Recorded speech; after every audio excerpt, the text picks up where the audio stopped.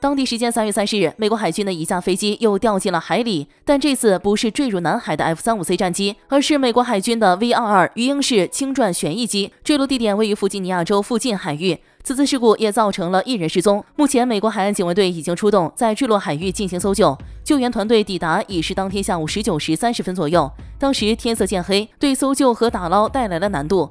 美军近期发生多起坠机事故，让人印象最深的要数1月24号 F-35C 坠入南海事件。当时这架飞机是沉在3000多米的水底下，打捞非常困难。美国经历足足37天，终于从水底成功的打捞出了这架 F-35C。而且美军当时所用的打捞船深水深潜作业支援舰叫做毕加索号，它是由中国建造的。这艘打捞船是来自一家新加坡的公司，新加坡公司使用的5艘深潜作业支援舰全部是由中国制造。这艘重型的毕加索深潜作业支援船也不例外。中国现在的船舶建造能力，特别是特种船只建造能力，应该说是非常之强。这次美军 V-22鱼鹰飞机坠海，也一定会进行打捞。但是这次坠毁的海域是在美国本土附近，恐怕无法再使用中国造的打捞船进行打捞了。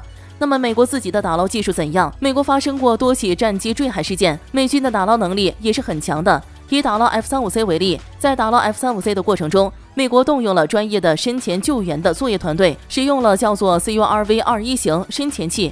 这是一个重量2吨多、接近3吨的深潜作业机器人。深潜器做什么工作呢？主要是探查飞机的停留地点。深潜器带有声呐系统，可以在水下进行大范围的探查，对目标进行精确的定位，而且它具有6个自由度的精密微调的能力。换句话说，它在水下的运行自如，最大下潜深度达到6000米以上。总之，美军在深潜作业领域还是有经验的。这次尽管没有中国造的打捞船支持，美国还有2艘自己的打捞船，一艘叫卫兵号，一艘叫做打捞者号。这次坠入的是美国的近海，深度也不算很深，打捞难度也不是很大，所以打捞上来只是时间问题。